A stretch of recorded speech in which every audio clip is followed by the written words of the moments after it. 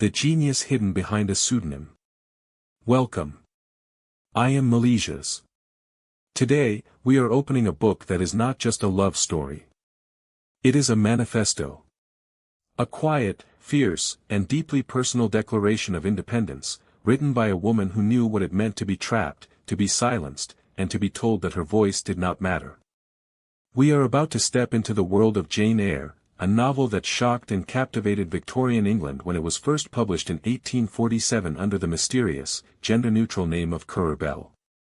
The author, as the world would later discover, was not a man, but a young woman from a remote, windswept village in Yorkshire. Her name was Charlotte Brontë.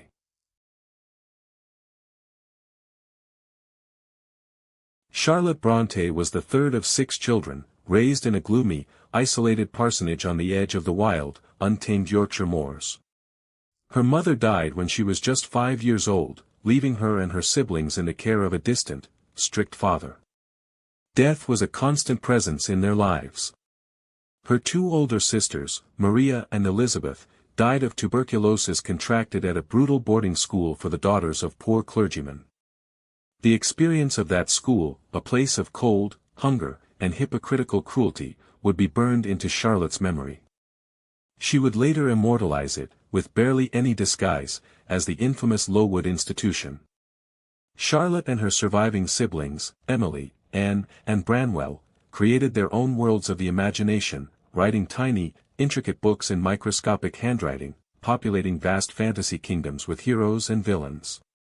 It was in this crucible of grief, isolation, and ferocious creativity that the voice of Jane Eyre was forged.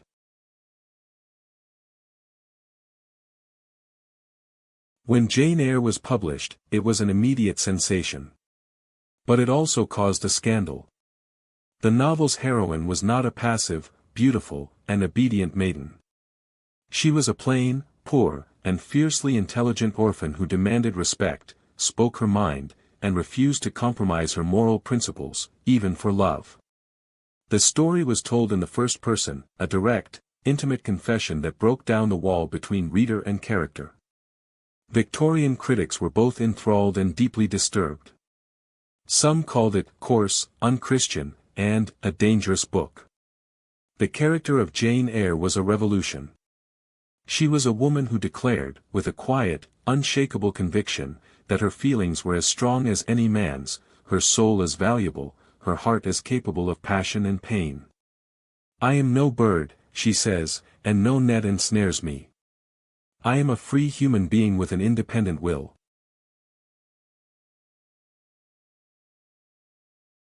This is a story that will take us on a journey through the darkest corridors of the human heart.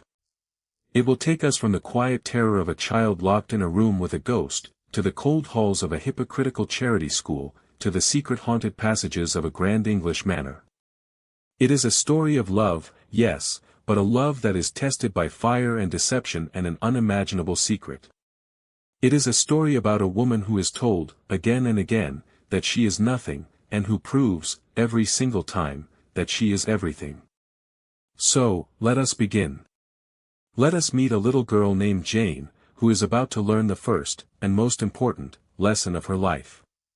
The lesson of how to fight back. Let us begin our journey to Gateshead Hall.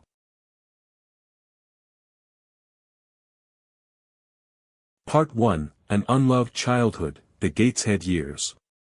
The story of Jane Eyre begins not with a birth, but with an exile. She is 10 years old, an orphan, living in the grand but cold mansion of her aunt, Mrs. Reed, at Gateshead Hall. Her uncle, the only man who might have loved her, is dead. And in his dying words, he made his wife promise to raise Jane as her own child. It was a promise Mrs. Reed never wanted to make and deeply resents every single day. Jane is not one of them. She is a dependent, a nuisance, a creature less than a servant. Her cousins, Eliza, Georgiana, and the cruel, bullying John Reed, torment her without mercy. She is a small, plain, and fiercely emotional child trapped in a world that has no room for her feelings. The entire household, from the mistress to the maids, constantly reminds her that she is worthless, that she should be grateful for the scraps of charity she is given, and that her passionate nature is a sin.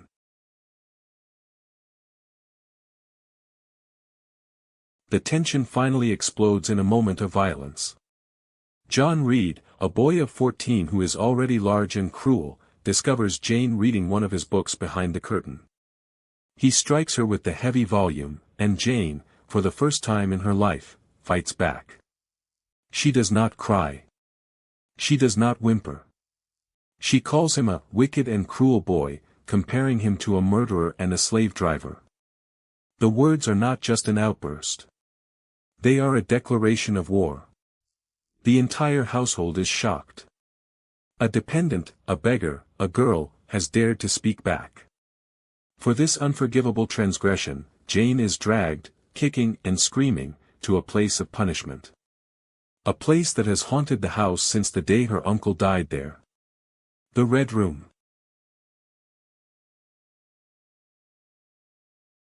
The Red Room is a chamber of horrors for a 10-year-old imagination.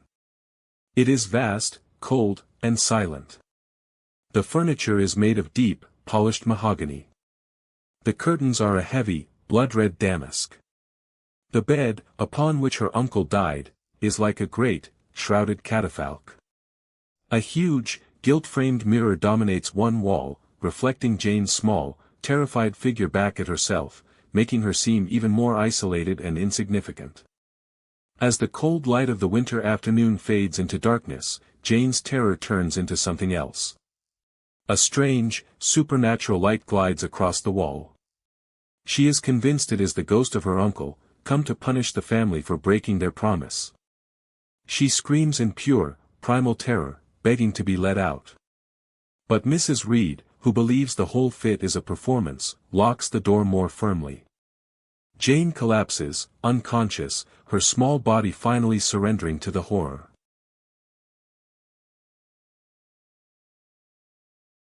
Jane wakes up in her own bed, the nightmare over. But the rebellion has just begun. She is visited by the apothecary, Mr. Lloyd, a kind man who listens to her story and suggests she be sent away to school. Jane overhears the servants gossiping about her, about how she is less than a servant, because she does nothing for her keep. The sting of these words solidifies her resolve. Then, the formidable Mr. Brocklehurst, the treasurer of Lowood Institution, arrives. He is a tall, black-clad, pillar-like man with a face of stone. He questions Jane about her piety, and when she honestly admits that she does not find the Psalms particularly interesting, he is horrified. He brands her a liar and tells her that the wicked one awaits her. Mrs. Reed, seizing the opportunity, confirms his judgment. Jane, she says, is a liar and a deceitful child.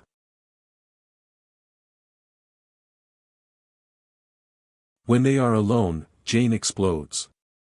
Her spirit, which had been crushed in the Red Room, now erupts with a volcanic fury.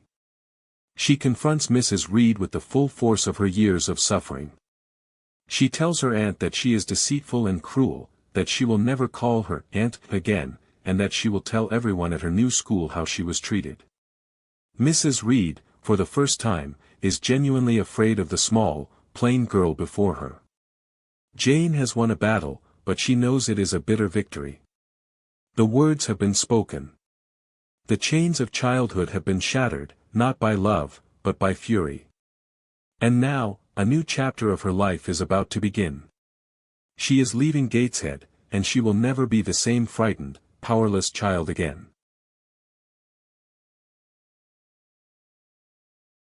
Part 2, A Hunger for Knowledge, The Lowood Years. Jane arrived at Lowood Institution on a cold, dark, rainy January evening. The building was not a place of learning, it was a place of endurance. A long, low, cramped hall, filled with the noise of 80 girls reciting lessons in unison.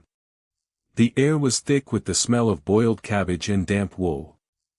The girls were dressed in identical, rough, brown serge dresses, their faces pale and pinched with cold and hunger. And on the very first morning, Jane witnessed an act of casual, institutional cruelty.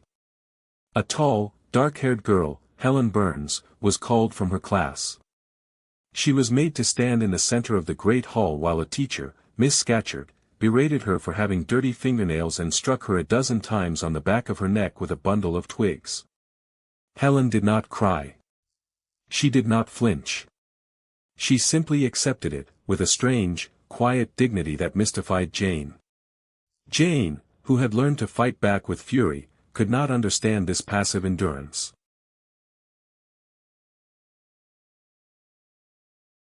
This was Lowood. An institution for the education of the orphan daughters of poor clergymen. The girls were fed on burnt porridge and water, shivered through the winter in thin clothes, and were subjected to a strict, Calvinist doctrine preached by the institution's terrifying treasurer, Mr. Brocklehurst. He was the same black-clad pillar of stone who had visited Jane at Gateshead. He preached a gospel of poverty and self-denial, extolling the virtues of plainness, hunger, and the mortification of the flesh. He was a black pillar, Jane writes, such, at least, appeared to me, at first sight, the straight, narrow, sable-clad shape standing erect on the hearth. It spoke, in a pompous, nasal voice, of the need to mortify the flesh in these girls, to punish their bodies in order to save their souls. All the while, his own wife and daughters stood beside him, dressed in silks and velvets, their hair curled, their cheeks plump. The hypocrisy was so blatant it was almost monstrous.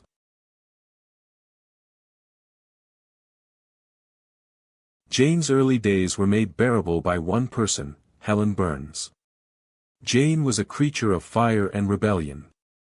Helen was a creature of stoic, almost otherworldly patience. Jane, who had been wrongly humiliated by Brocklehurst and forced to stand on a stool for half a day with a sign declaring her a liar hung around her neck, burned with a fierce, impotent rage. She wanted to die, to be struck by lightning, to disappear. But Helen came to her, with a quiet smile and a piece of bread, and spoke to her of forgiveness. Not of the false piety of Brocklehurst, but of a deep, genuine faith. Life appears to me too short to be spent in nursing animosity or registering wrongs, Helen told her. Helen believed that the sufferings of this world were fleeting, and that a just and loving God awaited her. She was not weak. She was, in her own way, the strongest person Jane had ever met. And their friendship, this collision of fire and water, became the central pillar of Jane's moral education.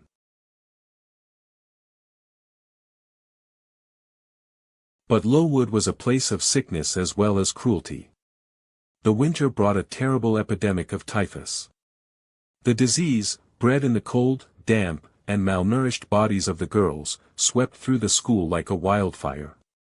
One after another, the girls fell ill. The dormitories became hospital wards. The air was thick with the smell of camphor and vinegar, the sounds of coughing and fevered delirium. Jane remained healthy, watching the devastation with a kind of numb horror.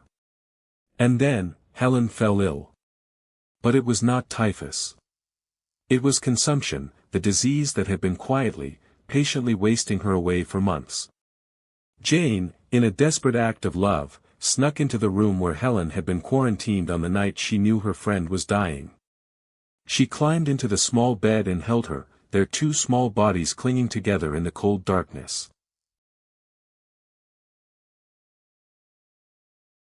In the morning, when a teacher came to check on them, she found Jane still clinging to Helen. But Helen was cold. She had died in the night, her head resting on Jane's shoulder. Her body was carried away and buried in an unmarked grave, a fate that would have broken another child. But for Jane, the death of Helen Burns was a transformation. She did not just mourn. She internalized Helen's lesson.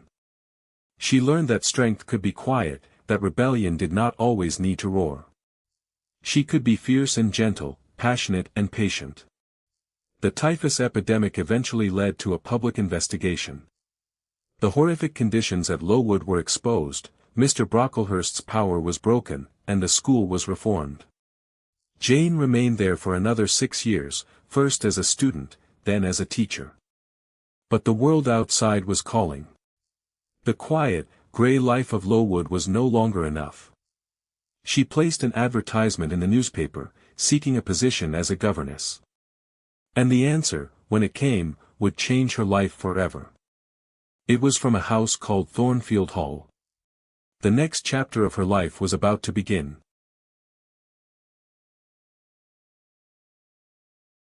Part 3, The Mansion with a Secret, Thornfield Hall. Jane arrived at Thornfield Hall on a dark, quiet October evening. The mansion was not a welcoming place. It was grand, imposing, and ancient, with long, silent corridors, dark tapestries, and a vast, echoing hall lit by a single, flickering fire. She was greeted by a kind, motherly housekeeper named Mrs. Fairfax, who she initially believed was the owner of the house. Jane was relieved. After the cold, institutional life of Lowood, this quiet, comfortable, and slightly gloomy house seemed like a sanctuary. Her pupil was a lively, passionate, and somewhat spoiled French girl named Adèle Varens, the ward of the master of the house, a man who was rarely, if ever, in residence. His name was Mr. Rochester, and he was a figure of mystery, spoken of in hushed, vague terms by Mrs. Fairfax. Jane's life settled into a quiet, uneventful routine. But the silence of the great house was punctuated by strange, unsettling occurrences. A mysterious, echoing laugh, described as a curious, eerie sound, would ring through the halls. A fire in Mr. Rochester's room was mysteriously extinguished. The quiet, she realized, was an illusion. The house was keeping a secret.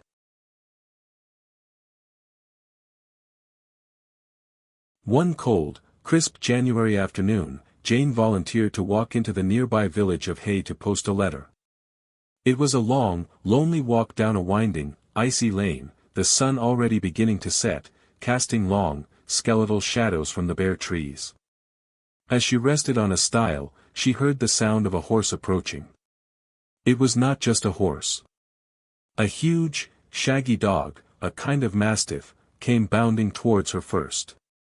Then, the horse, a tall, powerful black steed, and its rider. The horse slipped on a patch of ice and fell, throwing the rider heavily to the ground. Jane, without hesitation, rushed forward to help. The rider was a man, dark, broad, and middle-aged, with a harsh, craggy face and a heavy brow. He was not handsome. He was, in fact, almost ugly. But his eyes were full of a dark, intense fire. He was angry, frustrated, and his ankle was sprained. He leaned heavily on her shoulder as he remounted his horse. And then, with a gruff, abrupt command, he rode away into the dusk. Jane returned home, her heart strangely stirred. It was only later that evening, back at Thornfield, that she discovered the identity of the mysterious, dark horseman. He was her master. He was Edward Fairfax Rochester.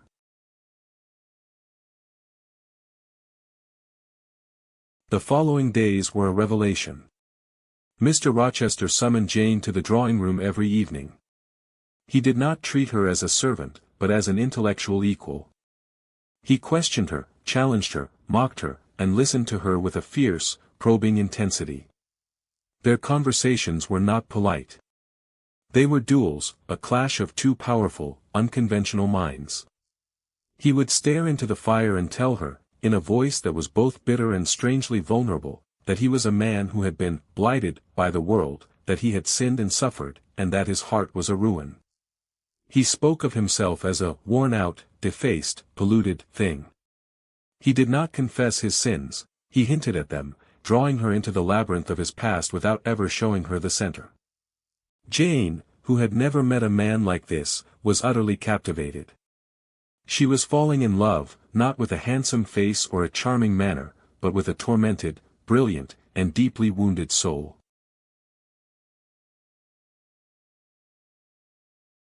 The strange events at Thornfield continued, growing more disturbing. One night, Jane was woken by a demoniac laugh coming from the corridor outside her room.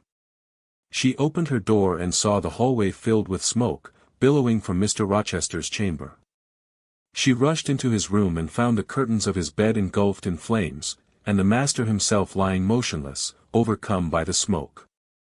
Without a moment's hesitation, she grabbed a basin of water and doused the flames, saving his life. Rochester, waking in a daze, looked at her with a strange, intense gratitude.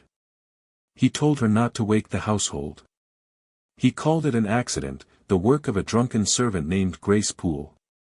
But Jane knew, with a certainty that chilled her blood, that he was lying.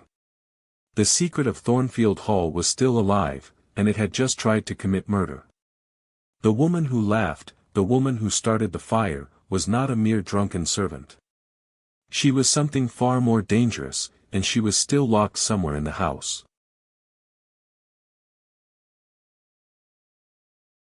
The near tragedy was followed by a period of strange calm. Then, Mr. Rochester left for a prolonged absence. When he returned, it was with a party of elegant, aristocratic guests, the beautiful, proud, and wealthy Blanche Ingram and her family. Jane was forced to watch as Blanche, with her dark, flashing eyes and her haughty manner, flirted openly with Mr. Rochester, and as he seemed to return her affections. Jane's heart was silently, secretly, breaking. She believed she had been a fool.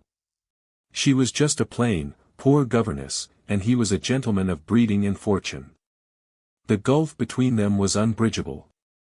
But she did not know the true game that was being played. The arrival of a stranger from the West Indies, a man named Richard Mason, would shatter the illusion of the house party and tear the dark secret of Thornfield wide open. The long, quiet deception was about to come to a terrifying, screaming end.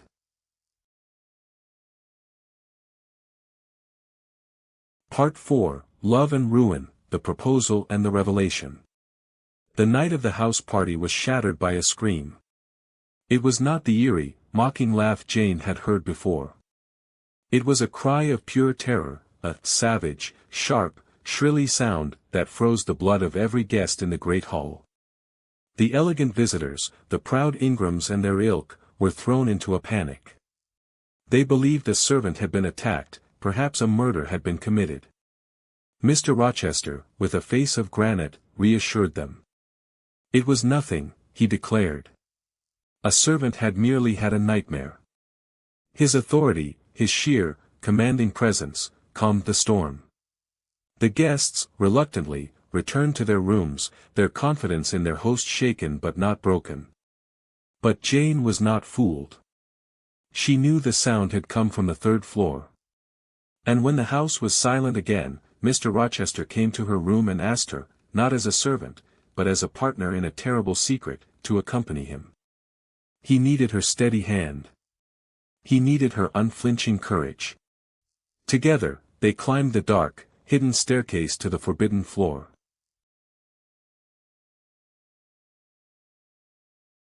There, in a room hidden behind thick, tapestry-covered walls, Jane saw the source of the horror. It was not a servant. It was a woman, a creature of pure, animalistic madness. She was tall, dark, and terrifyingly strong. She was crouching on all fours, growling and gnashing her teeth like a wild beast. Her hair was a wild, tangled mane, her face was bloated and purple, her eyes were vacant and insane. She lunged at Mr. Rochester with a knife, and he wrestled her to the ground with the practiced ease of a man who had done this many times before. The woman was being guarded by a paid nurse, the grim, alcoholic Grace Poole, who had failed in her duty that night. The woman had escaped her chains. She had stabbed her visiting brother, Mr. Mason, who now lay bleeding in another room, his face a mask of terror. The secret of Thornfield Hall was not a ghost. It was a living, breathing, raging prisoner. Her name was Bertha Mason. She was, Mr. Rochester confessed with a voice of cold, bitter fury, his wife.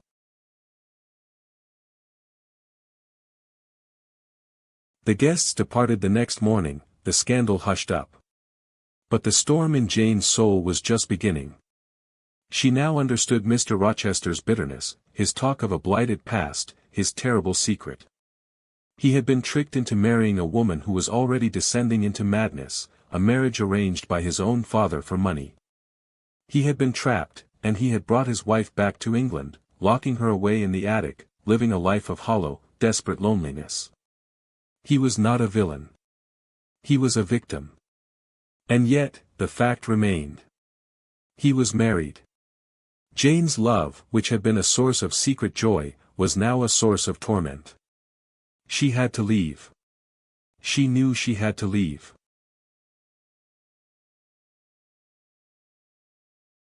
But Mr. Rochester would not let her go without a fight. On a beautiful midsummer's evening, in the orchard under the ancient, gnarled chestnut tree, he confronted her. He did not command her. He begged her. He told her the story of his terrible marriage, the slow, agonizing descent of his young bride into madness, the crushing loneliness of living with a monster in his own house. He asked her, not to be his mistress, but to be his true wife in the eyes of God, the companion of his soul. He asked her if she could leave him, a poor, blind, lonely, bereaved man, to a life of cold, empty solitude. The passion in his voice, the raw, desperate love in his eyes, was a force that almost overwhelmed her. Jane was not made of stone. She loved him with a fierce, consuming love. She wanted to stay. But another voice, a quiet, unshakable voice within her, spoke of duty, of principle, of her own self-respect. She could not live a lie.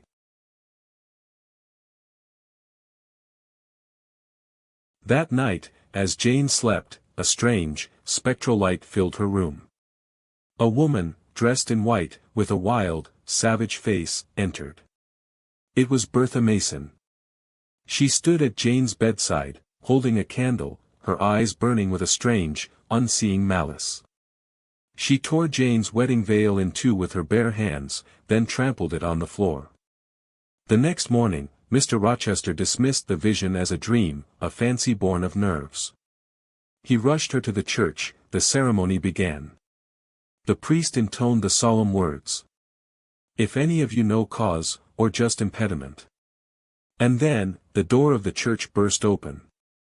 A solicitor, Mr. Briggs, and the terrified Mr. Mason, the brother, stepped forward. They declared, in a voice that echoed through the silent stone chamber, that the marriage could not proceed. Mr. Rochester was already married. His wife was alive. She was living at Thornfield Hall.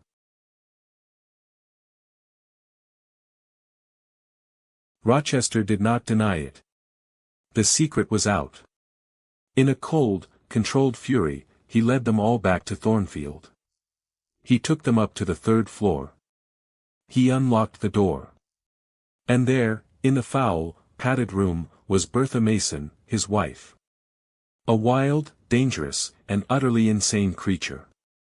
The lie of his life was now public.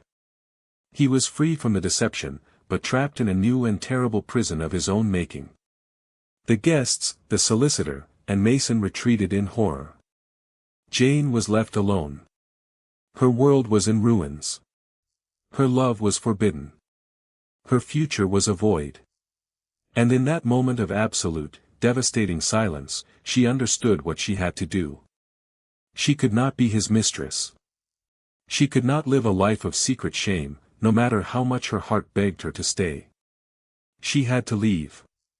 And so, in the middle of the night, with a handful of coins, a small parcel of clothes, and a shattered heart, she crept out of Thornfield Hall, walked to the lonely crossroads, and climbed into a passing coach.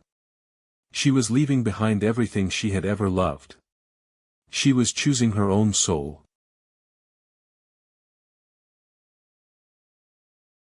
Part 5, The Rebirth, Moor House and the Rivers Family. Jane had fled Thornfield with nothing but a small parcel of clothes and 20 shillings, her entire worldly fortune. She had paid the coachman all her money to take her as far as she could go from the man she loved. The journey ended in a remote, desolate corner of the Yorkshire moors, a place called Whitcross. The coachman threw her parcel down into the mud and drove away. She was alone, penniless, nameless, with no references, no friends, and no home.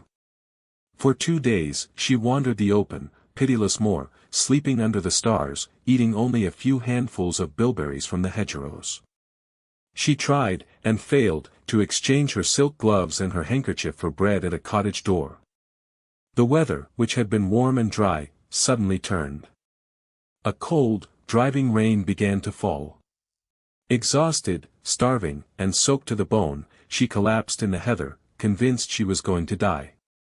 I can but die, she thought, and I believe in God. Let me try to wait His will in silence.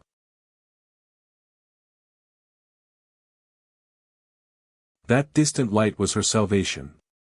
Dragging herself forward, she followed it to a small, neat house, the only sign of human habitation for miles. Through the window, she saw a warm, firelit kitchen. 2 young women, elegant and kind-faced, were reading. An older woman, a servant, was knitting. It was a scene of such pure, peaceful domesticity that Jane, looking like a beggar, a wild, starving creature from the storm, could barely bring herself to knock. The servant opened the door and, seeing a ragged, desperate vagrant, tried to shut it in her face. But Jane, with the last of her strength, pleaded. And then, a man's voice, firm and quiet, intervened from within. Let her come in, Hannah. I will speak with her. The door opened. Jane was saved. The man was a young clergyman, tall, classically handsome, with a face like a Greek statue, but an expression of stern, icy reserve. His name was St. John Rivers. The 2 young women were his sisters, Diana and Mary. They took Jane in, fed her, gave her a bed, and asked no questions. Jane, too weak to lie, gave them a false name, Jane Elliot.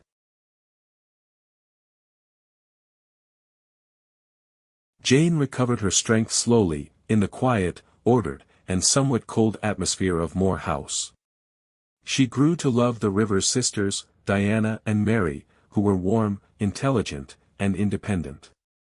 They were governesses themselves, on a temporary leave from their posts, and their lively, intellectual companionship filled a void in Jane's heart she had not known existed.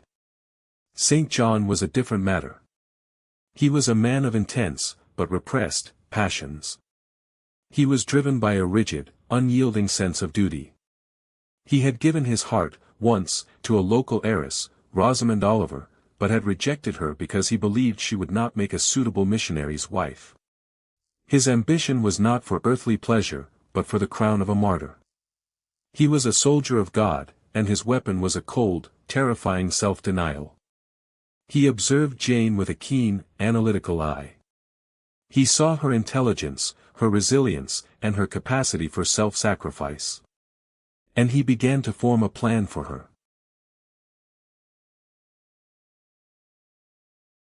One evening, St. John arrived with astonishing news. He had been contacted by a solicitor who was searching for a missing heiress named Jane Eyre. By a series of coincidences, the clues had led directly to her. He had the letter. He knew her true identity. And more than that, he knew her history. The Rivers siblings, it turned out, were her cousins. Their mother had been the sister of Jane's own father. And her uncle, John Eyre, who had died in Madeira, had left her his entire fortune, £20,000. Jane was no longer a penniless orphan. She was an independent woman of means. The news was staggering, but the greatest joy was not the money. It was the discovery of family. She was not alone in the world. She had kin, and she had a home. She immediately insisted on dividing the inheritance equally among the 4 of them, a decision that St. John, with his cold, logical mind, could not comprehend but was forced to accept.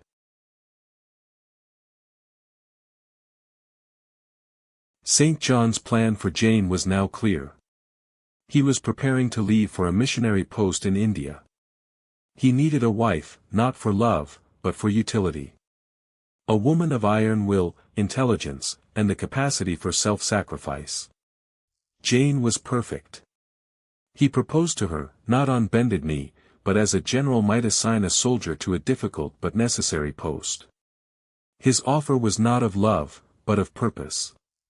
He demanded she marry him and accompany him to India, to serve God, to live a life of hardship, to burn out her own life for a higher cause. Jane was deeply tempted. She respected him, admired his devotion, and feared his will. But she could not accept a marriage without love. She would go with him as a sister, a helper, a fellow laborer, but not as a wife. St. John, with his icy, unbending logic, rejected this utterly. It would be a scandal, he declared. It was not practical.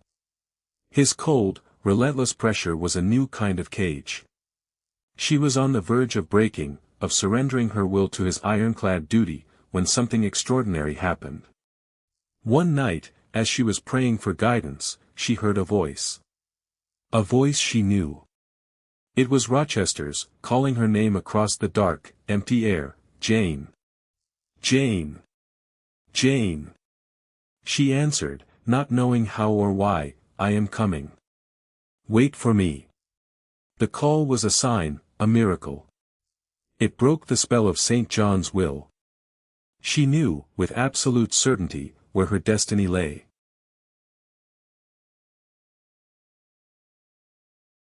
Part 6, The Return to Ferndean, Love Reclaimed. Jane set out for Moor House the very next morning, her heart a tumult of hope and fear. She did not write to Thornfield. She could not bear to wait for a reply. She had to see for herself, to touch the stones of the house, to breathe the same air as the man she had never stopped loving. The journey was long and filled with a strange, quiet anticipation. But when the coach finally stopped and she walked the last familiar mile through the fields, she was met not with the sight of a great, imposing mansion, but with a scene of utter devastation. Thornfield Hall was a blackened, hollow ruin. The great walls still stood, but they were scorched and windowless, open to the sky. The battlements were collapsed. The silent, empty courtyard was overgrown with weeds. Jane stood before the corpse of her old home, her heart frozen with a terror she had never known. What had happened? Where was he? Was he dead?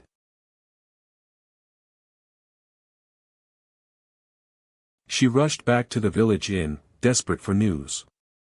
The story she heard was one of fire and madness. The truth of Bertha Mason had finally, tragically, been revealed. One night, the woman had escaped her guardian, Grace Poole. She had crept through the dark, silent house, a candle in her hand. She had set fire to the hangings in Jane's old room. From there, the flames had spread, consuming the ancient, dry wood of the mansion. The entire household had been roused, the servants fleeing, Mr. Rochester directing them to safety. But Bertha had climbed to the very roof, the battlements where Jane had so often walked.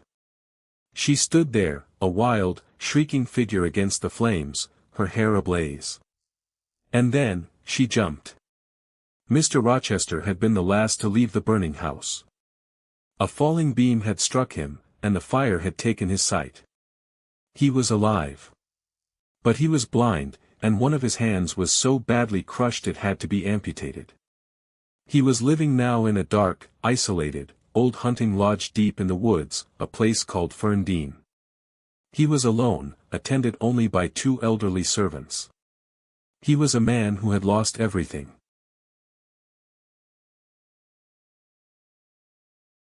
Jane did not hesitate for a moment. She hired a carriage and drove through the dark, tangled woods to Ferndean. It was a quiet, gloomy, and deeply secluded place, hidden from the world by an almost impenetrable wall of trees. She found him there, alone. He was standing by a fire, a candle burning uselessly before him, groping in the darkness, his movements hesitant, his face worn with suffering. The powerful, commanding man she had known was now a broken figure, utterly dependent on others. But when she spoke his name, when he realized it was her voice, a light returned to his blind eyes. He could not believe it. He thought her a phantom, a beautiful, tormenting dream. He had called out for her, in the night, in his despair, and he believed his voice had been answered by an echo. But she was real. She was there. She had come back to him.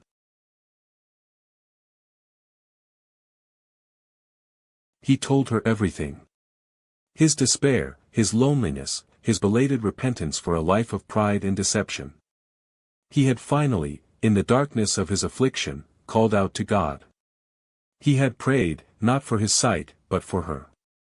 And in that very moment, he had heard her voice answering him across the void. It was the same miracle she had experienced at Moor House. Their souls had been connected across the miles.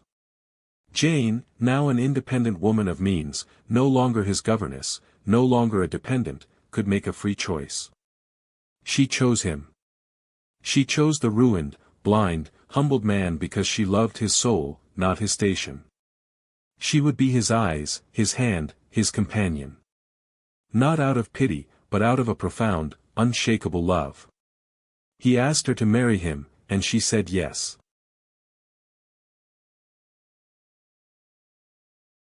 Epilogue, a quiet, earnest happiness.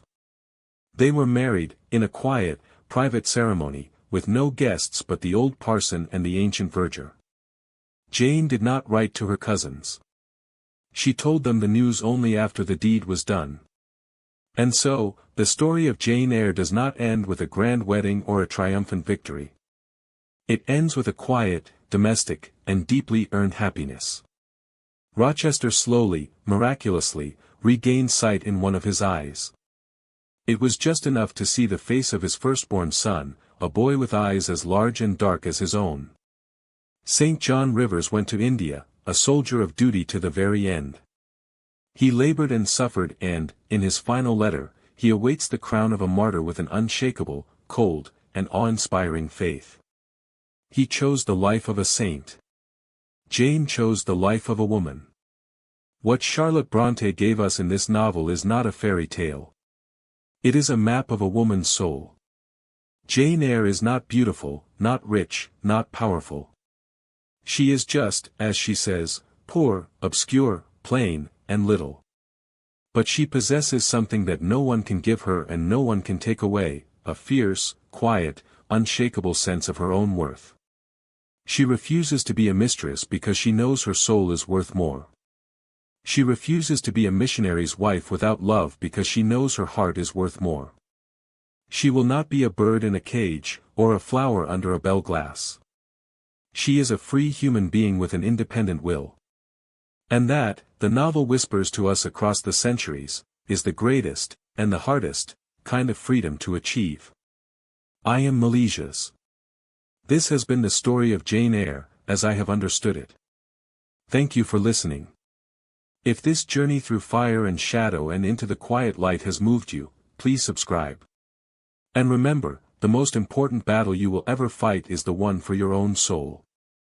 Until next time.